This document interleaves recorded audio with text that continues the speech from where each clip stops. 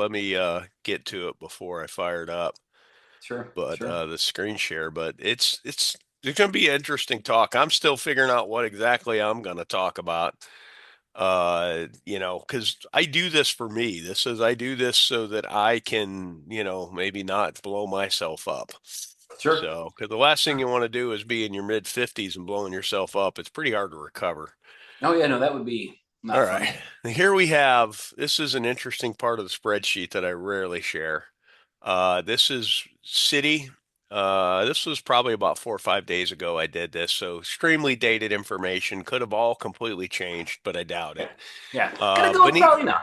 Yeah, yeah, beneath like the active numbers, the number, actively listed at that point when I dumped this out.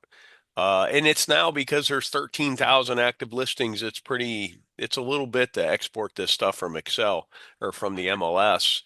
But standing inventories from the height of season, we're in the 15,000 range. We're in a low 13,000. So a decent amount has expired and a decent amount sold.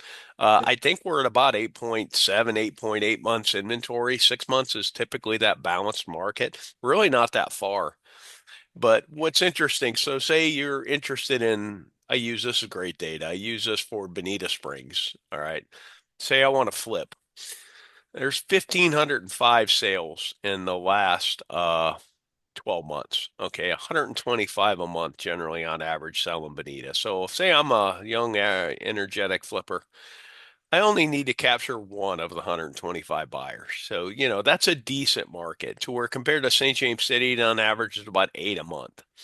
So you're going to you need to budget a longer hold time. Cape Coral, 454 a month sold. Now, Cape Coral's 8 months inventory. Estero's been grinding. Estero's down to 7 months inventory. Lehigh, seven. So I always laugh when you talk to people because there's these really weird biases about Lehigh, and it's probably got the lowest vacancy rate in the commercial market, and it's the healthiest residential market by far. The numbers match up real well too because they don't really have, golf access and riverfront and golf, all that stuff.